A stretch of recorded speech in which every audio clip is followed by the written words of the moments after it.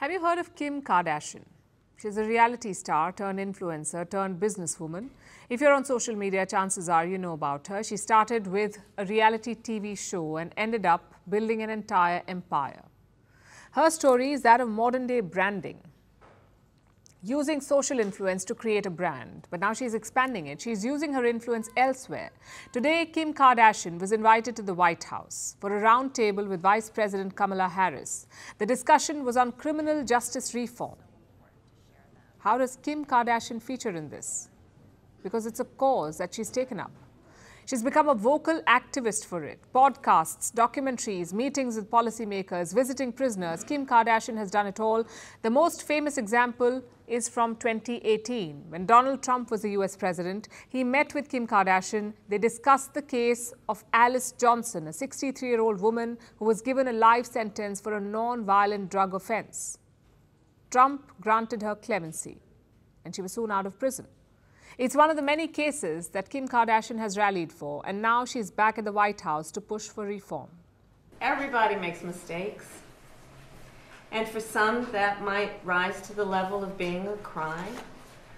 But is it not the sign of a civil society that we allow people a way to earn their way back and give them the support and the resources they need to do that? It was actually this very room that I was in years ago, my first clemency meeting, that really inspired me to take a journey of really helping to figure out how I can be helpful and how I can tell the amazing stories that I would hear from the success stories from individuals like yourself.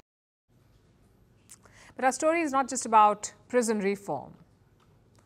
It's about influencers like Kim.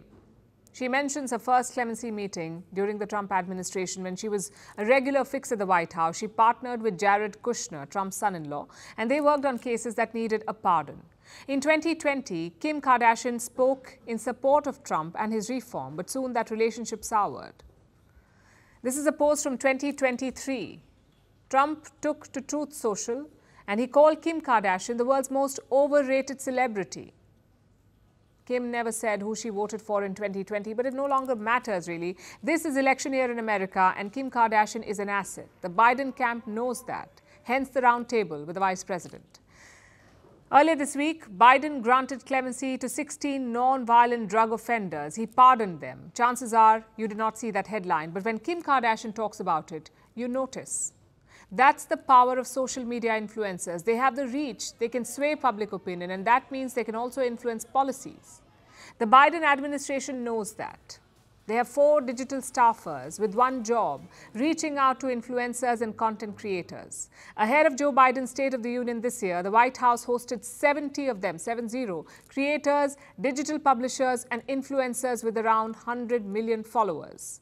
Last year, LGBTQ influencers were invited to celebrate same-sex marriage. In fact, Biden took it one step further. He was at the Detroit Auto Show. It was supposed to be about cars. Instead, it became about this viral video. Hey, excuse me. Your car is awesome. What do you do for a living? Well, I'm married to Jill Biden, and I make sure we're making a lot more electric vehicles in America. Oh, that's amazing. What kind of car is this? It's a Cadillac. Okay. And an electric vehicle at that. That's exactly right, and it's quick. That's awesome. Well, thank you so much. If you want to get in the back and come ride with me. But I'm going all the way to Washington here. Thank you so much. I really appreciate it. Thank you, man. See you guys. But I want to go to Washington. That's not all. The White House is contemplating a briefing room for influencers. Imagine that. And this is not unique to America, really. It's happening all over the world. Davos, that's the annual meeting of the World Economic Forum. COP, that's the United Nations Climate Summit. G20, influencers are everywhere. In India, they are the new stars. India has around 462 million social media users. Most of them follow at least one influencer. So the issues they take up become the talk of the town. Political parties use them to spread their message. So do other bodies.